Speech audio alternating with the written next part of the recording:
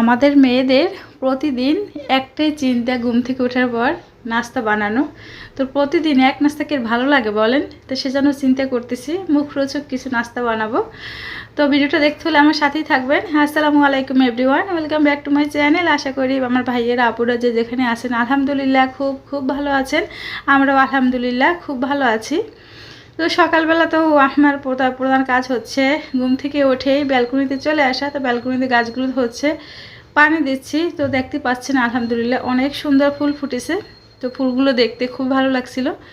তো আমি কি করছি, গতকালকে প্রচুর পরিমাণ বৃষ্টি হয়েছে, কাপড় চোপড়গুলো ধুয়ে দিলাম আর বৃষ্টি হচ্ছিল। এগুলো হচ্ছে শীতের পোশাক আপনাদের ভাইয়ের, তো এগুলো ধুয়ে দিলাম আর বৃষ্টিটা চলে আসছে।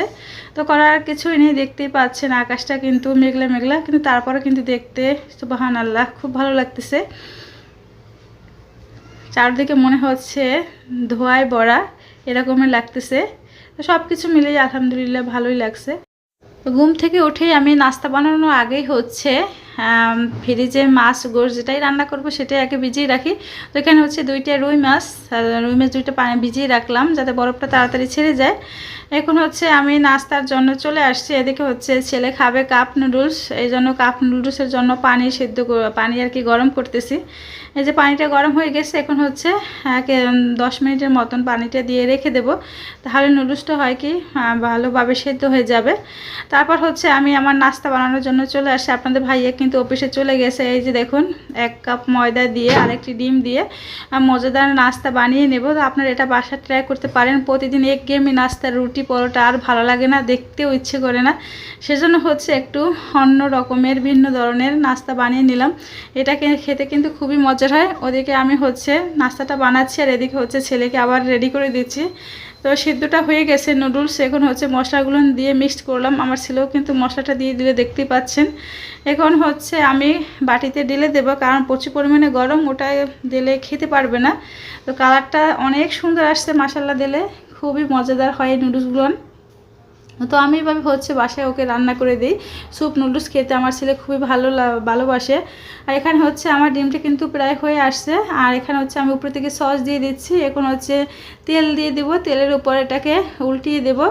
ভালোভাবে আস্তে আস্তে করে ভেজে নিতে হবে, জানি লেগে না যায়, সবাই খেয়াল করে দেখবেন।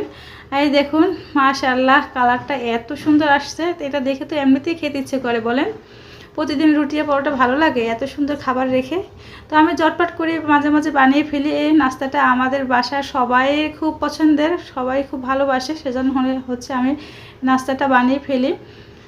এখন হচ্ছে আমি নাস্তা খাচ্ছি আর ছেলেও খাচ্ছে। এখানে হচ্ছে আমার প্রিয় রং চা আর হচ্ছে একটা রুটি বলতে পারেন, এটাই হচ্ছে আমার নাস্তা। আর ডিমগুলো আমি ধুয়ে রাখছিলাম, এখন হচ্ছে পানি থেকে উঠিয়ে রাখছি। শুকিয়ে যাওয়ার পর হচ্ছে ফ্রিজে রেখে দেব। মাছগুলো হচ্ছে বরফটা ছেড়ে গেছে, এখন হচ্ছে আমি সুন্দর করে কেটে নেব যেটা রান্না করব, আর বাকিটা ফ্রিজে তুলে রাখবো। এই দেখতেই পাচ্ছেন আমার কিন্তু মাছটা কাটা হয়ে গেছে। আর এখন হচ্ছে পানিটা জড়ে গেছে আর ডিমগুলো হচ্ছে ফ্রিজে তুলে রাখছি। আবার চলে আসি রান্না করে। মেয়েদের তো কোনো খেয়ে দিয়ে কাজ নেই, শুধু রান্না রান্না রান্না, এটা করতেই হবে, না হলে আর উপায় নেই, না খেয়ে থাকতে হবে সারাদিন। আর যখন দেখতে পাচ্ছেন যে খোসাওয়ালা সবজিগুলো আছে, আমি কাটারটা দিয়ে সব সবজি খোসা ছাড়িয়ে দিই। আমি কখনো বটি দিয়ে ছাড়াই না।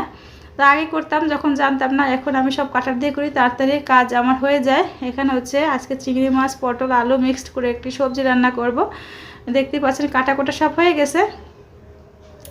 আর হচ্ছে রুই মাছ ভুনা করব, দুটোই আজকে রান্না করব, আর কিছুই রান্না করব না। শরীরটা হচ্ছে এমনি 2 দিন ধরে অনেক খারাপ। আর এখানে হচ্ছে আমি পটলটা আর কি বসাই দিলাম। কত সুন্দর লাগতেছে কালারটা মাশাআল্লাহ। তো ভিডিওটা কেমন লাগছে আর আমার সকালের নাস্তাটা আপনাদের কেমন লাগছে সবাই কমেন্ট করে জানাবেন। ভুল ত্রুটি হলে ক্ষমা দৃষ্টিতে দেখবেন। ভালো লাগলে লাইক কমেন্ট শেয়ার করবেন। আর মাছটা আলহামদুলিল্লাহ রান্না হয়ে গেছে। আল্লাহ হাফেজ, আসসালামু আলাইকুম।